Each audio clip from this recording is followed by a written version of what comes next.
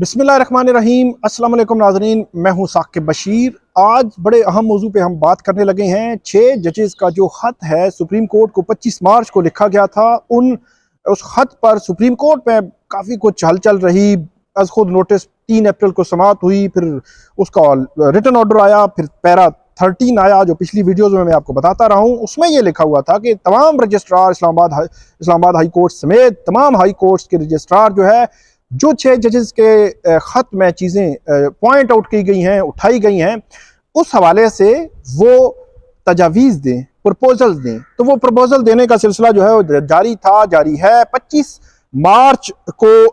अप्रैल को आखिरी तारीख थी जब तमाम जो है वो इस हवाले से देने की कोशिश की जा रही थी, देने की कोशिश की गई और ये दी गई हैं। तमाम जो प्रपोजल्स हैं, हमें ये बताया गया है कि इस्लामाबाद हाई कोर्ट में तो फुल कोर्ट आपको रिपोर्ट किया था, लाहौर हाई कोर्ट में भी फुल कोर्ट हुई, पेशावर, सिंध, बलोचिस्तान। लेकिन आज की खबर मैंने आपको देनी है इस्लामाबाद हाई कोर्ट से कि इस्लामाबाद हाई कोर्ट ने प्रपोजल दी क्या है सुप्रीम कोर्ट ऑफ पाकिस्तान को, और सुप्रीम कोर्ट को क्या बताने की कोशिश की है जजेस ने, क्योंकि इन 6 जजेस ने ये मामला पॉइंट आउट किया था।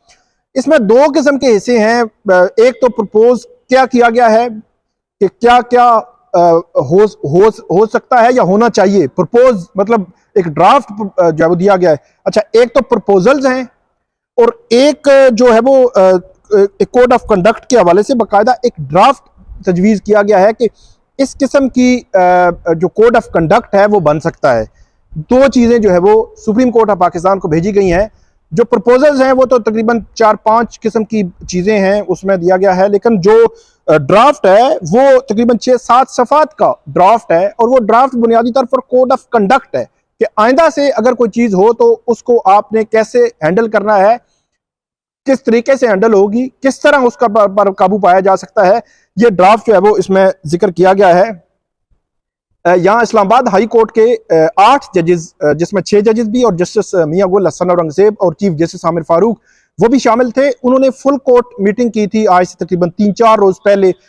उस फुल कोर्ट मीटिंग में फिर ये सारे डिसीजन हुए थे। इनिशियली आपको बताया था मैंने कि जो इंटरवेंशन है, मुदाखलत है, थ्रेट्स हैं, या ये जो इस किस्म की जो चीज़ें हैं इनको रोकने के लिए इस्लामाबाद हाई कोर्ट ने ये मुत्तफ़िका तौर पर ये तय किया था कि जो इंस्टीट्यूशनल रिस्पॉन्स है, जो इदारा जाती रद्द अमल है, वो दिया जाएगा और ये सिविल जज, सेशन जज और हाई कोर्ट के जज तक होगा। अब जो है वो उस हवाले से मजीद चीज़ें सामने आई हैं जो तजावीज़ सुप्रीम कोर्ट ऑफ पाकिस्तान को भेजी गई हैं।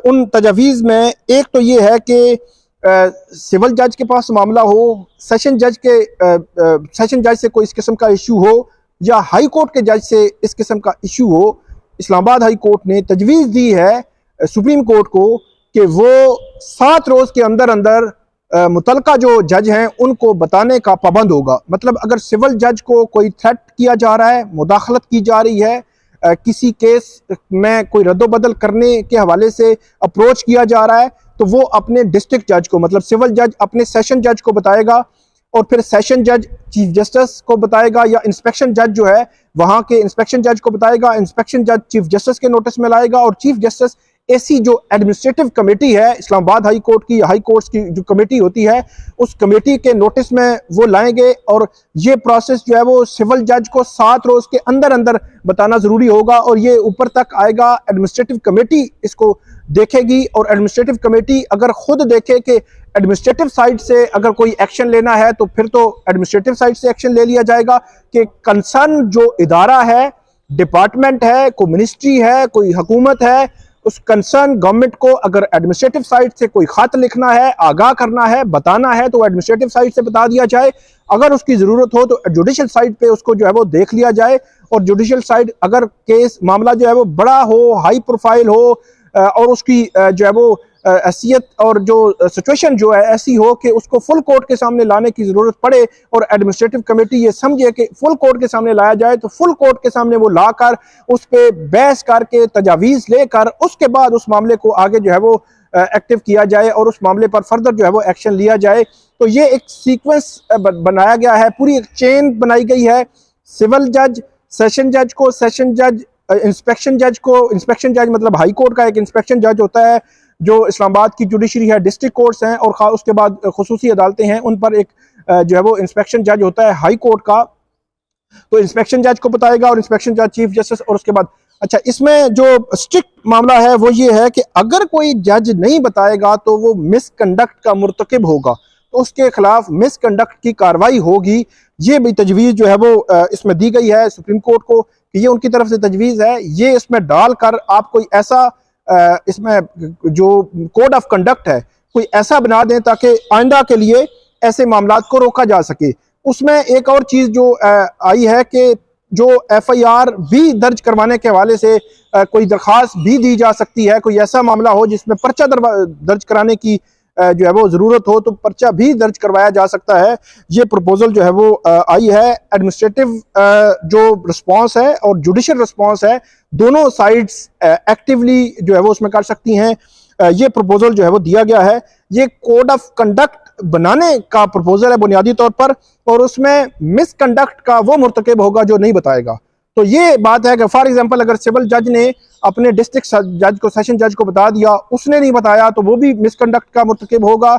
और अगर उसने फिर हाई कोर्ट के जज को बताया, इंस्पेक्शन जज को, इंस्पेक्शन जज ने आगे जो कम्युनिकेट नहीं किया, या मतलब ये कम्युनिकेशन जो है वो रुकनी नहीं चाहिए, आखिरी स्टेज तक कम्युनिकेशन होगी। उसके बाद उसके हवाले से कोई भी अगर कोई कार्रवाई अगर तजवीज़ की जाती है तो वो कार्रवाई एडमिनिस्ट्रेटिव साइड या जुडिशल साइड पे वो कार्रवाई जो है होगी, और हतमी फैसला जो है वो एसी कमेटी करेगी। एसी कमेटी मतलब चीफ जस्टिस मोहसिन अख्तर कियानी और जस्टिस मियां गुल हसन औरंगजेब, मतलब पहले तीन जो है वो ये एडमिनिस्ट्रेटिव कमेटी है इस्लामाबाद हाई कोर्ट की। तो हर हाई कोर्ट की अपनी अपनी एक एडमिनिस्ट्रेटिव कमेटी होती है जो इस किस्म के मामलात जो है वो देखती है।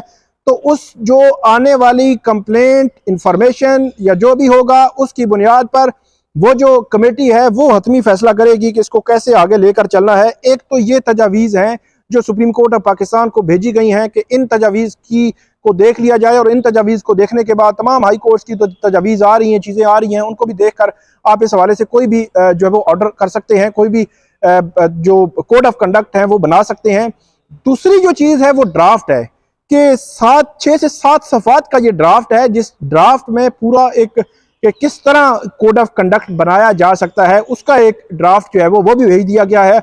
ये एक गैर मामूली बहरहाल पेशरफ्त है कि इस्लामाबाद हाई कोर्ट के जजेस ने इस पर पूरा काम किया है, और ये ड्राफ्ट तैयार करके उसमें भेजा गया है कि उस ड्राफ्ट में कौन कौन सी इंपॉर्टेंट पॉइंट्स हैं, कौन कौन सी जो है वो नुकात हैं जिसको हाईलाइट किया गया है कि इनके मुताबिक ड्राफ्ट हो, ताकि कोई चीज़ उसमें रह ना जाए, कोई ऐसा रास्ता ना हो जिस रास्ते को इस्तेमाल करके आइंदा से भी ऐसी जो सिचुएशन डेवलप की जा सके या इसको मिस यूज किया जा सके, या इस किस्म की मुदाखलत जो है वो जारी हो, इस किस्म के थ्रेट्स जो है वो आइंदा से भी आ सके। इन तमाम के जो रास्ते हैं ये रोकने के लिए वो ड्राफ्ट भी सुप्रीम कोर्ट ऑफ पाकिस्तान को भेजा गया है, और इस्लामाबाद हाई कोर्ट के तमाम जो जजेस हैं इनकी जानिब से मुत्तफिका तौर पर ये ड्राफ्ट जो है वो सुप्रीम कोर्ट ऑफ पाकिस्तान में भेजा गया है। अब सुप्रीम कोर्ट जो है वो इस हवाले से 30 अप्रैल को समाअत करने जा रही है, और 30 अप्रैल को 6 जजेस समाअत करेंगे। गुज़श्ता रोज़ मैंने आपको बताया था इसके हवाले से तफसीलात, क्योंकि इससे कबल 7 जजेस का जो बेंच था, जो उस वक्त अवेलेबल बेंच था, 3 अप्रैल को उसने समाअत की थी। आज खुद नोटिस केस है ये, और जस्टिस याह्या अफरीदी इस पे रिक्यूज कर चुके हैं। वो कहते हैं कि हाई कोर्ट्स की अपनी पावर्स हैं, अपने इख्तियारात हैं, वो उसको इस्तेमाल करके कंटेम्प्ट की पावर उनके पास है, वो इस्तेमाल कर सकती हैं। अच्छा, एक चीज मैं बता दूं, उसके बाद आगे बढ़ते हैं कि आगे सुप्रीम कोर्ट ऑफ पाकिस्तान में क्या होने जा रहा है कि ये सारा जो तनाजुर है ड्राफ्ट में, फिर वो आखिर में कंटेम्प्ट ऑफ कोर्ट पे ही आता है कि वही तरीकाकार होगा कि एसी कमेटी के सामने आएगा। एसी कमेटी फिर उसको अगर जुडिशल साइड पे लाना जा रही है तो उस पर कंटेम्प्ट ऑफ कोर्ट बाकायदा तौर पर शुरू होगा, और वो फिर सिंगल नहीं होगा। अगर सिविल जज का मामला होगा तो हाई कोर्ट खुद अपने सिर पे लेकर इसको जो है वो इसके खिलाफ एक्शन लेगी, ताकि उस पर बर्डन ना आए सिविल जज पे, सेशन जज पे, या किसी हाई कोर्ट के सिंगल जज पे बर्डन ना आए। इसको हाई कोर्ट देखेगी, और हाई कोर्ट के पास जो इख्तियार है इस वक्त वो जो है वो कंटेम्प्ट ऑफ कोर्ट ऑर्डिनेंस 2003 है, जो तौहीन अदालत के हवाले से कवानीन है, वही इस्तेमाल कर सकती है। जुडिशल कंटेम्प्ट इसको कहते हैं। इसमें बाकायदा चीफ जस्टिस को एक नोट पुट किया जाता है, चीफ जस्टिस उस पर बेंच बनाते हैं, और बेंच बना के उसके बाद उस पर कंटेम्प्ट जो है वो शुरू की जाती है। इससे कबल जब जहाँ पे जज जो है वो उनके खिलाफ इमरान खान ने बात की थी माजी में, जब अगस्त 2022 में उस वक्त इमरान खान जो है उनके खिलाफ एक कंटेम्प्ट शुरू हुई थी, तो उस कंटेम्प्ट वो इसी तरह ही शुरू हुई थी और इसी तरह ही एक नोट गया था, मुशावरत हुई थी, नोट गया था, नोट के बाद बाकायदा बेंच बना था और बेंच ने बाकायदा उस पर समाअत जो है वो शुरू कर दी थी इमरान खान के खिलाफ कंटेम्प्ट ऑफ कोर्ट की। तो अब इसमें भी जो रखा गया है, जो तजवीज़ भेजी गई है, वो तजवीज़ यही है। तो अगली बात मैं आपको बता रहा है, सुप्रीम कोर्ट ऑफ पाकिस्तान में 6 जजेस जो है वो इस पर समाअत करेंगे 30 अप्रैल को। 7 जजेस से 6 हो गए, लेकिन फुल कोर्ट नहीं बन सकी। फुल कोर्ट जो है वो बनती तो मेरे ख्याल में ज्यादा बेहतर इस मामले को देखा जाता, लेकिन फुल कोर्ट नहीं बन सकी। इसके बावजूद भी इस्लामाबाद हाई कोर्ट की पिटीशन है, बलोचिस्तान हाई कोर्ट बार की पिटीशन है, मियां दाऊद की पिटीशन है, इसके अलावा हामिद खान जो है वो इम्तियाज अहसन साहब की जानिब से एक पिटीशन फाइल की हुई है, वो पिटीशन भी है। वो सारी पिटीशन जो है वो 30 अप्रैल को फिक्स हो चुकी हैं। इसके अलावा कराची बार एसोसिएशन की पिटीशन भी आ सकती है। तो उन पिटीशंस में भी ये इस्तदा की गई है बार पिटीशंस में कि फुल कोर्ट बनाया जाए, फुल कोर्ट इस केस को सुने। तो ये भी एक तवक्को जाहिर की जा रही है कि 30 अप्रैल को जब चीफ जस्टिस काजी फाइज ईसा की सरबराही में जब बेंच जो है वो इस मामले को टेकअप करेगा, तो उस वक्त जो है वो ये इस्तदा की जा सकती है कि ये बेंच जो है वो ये केस ना सुने, बल्कि फुल कोर्ट बनाई जाए, तमाम जजेस बैठे हैं, क्योंकि बहुत ही इंपॉर्टेंस है इस मामले की, अहमियत बहुत ज्यादा है, क्योंकि मुदाखलत के मामला जो है वो बड़े ही संगीन नोयत के हैं। इंडिपेंडेंस ऑफ जुडिशरी का मामला है, अदलिया की आज़ादी अगर नहीं होगी तो कैसे वो जो है वो डिलीवर कर सकेंगे। तो इस तमाम तनाजुर में फुल कोर्ट की वो इस्तदा भी हो सकती है। फिर सुप्रीम कोर्ट ऑफ पाकिस्तान का वो 6 मेंबर बेंच देखेगा कि मामला फुल कोर्ट के लिए दोबारा कमेटी, मतलब जो supreme court practice and procedure act की जो कमेटी है 3 जजेस की, जस्टिस चीफ जस्टिस काजी फाइज ईसा, जस्टिस मंसूर अली शाह और जस्टिस मुनीब अख्तर, 3 जजेस की जो कमेटी है, उस कमेटी के पास ये मामला भेजने की जरूरत है या नहीं है। अगर तो वो एग्री हो गए है तो फिर वो मामला उधर दोबारा जाएगा, फिर फुल कोर्ट का डिसाइड होगा कि फुल कोर्ट बननी है या नहीं बननी। बहरहाल 30 अप्रैल को ये इस्तदा जरूर होगी। इसके अलावा 30 अप्रैल को Islamabad high court, Lahore high court, Sindh high court, Peshawar high court, Balochistan high court, तमाम 5 हाई कोर्ट्स की प्रपोजल जो हैं वो सुप्रीम कोर्ट के सामने जा सकती हैं। सुप्रीम कोर्ट और जाएंगी डेफिनेटली, और उसके बाद supreme court bar association, Pakistan bar council और फेडरल गवर्नमेंट, उनसे भी तजावीज़ अदालत ने तलब कर रखी हैं इस हवाले से, और 30 अप्रैल को उस मामले को टेकअप करेगी। लेकिन फुल कोर्ट 30 अप्रैल को उस पर जो है वो जोर देंगे पिटिशनर्स या नहीं देंगे, ये देखने वाली बात है। तो ये थी आज की हमारी वीडियो। उम्मीद है आपको ये वीडियो पसंद आएगी। इस पर फीडबैक दीजिएगा, कमेंट कीजिएगा। बहुत शुक्रिया।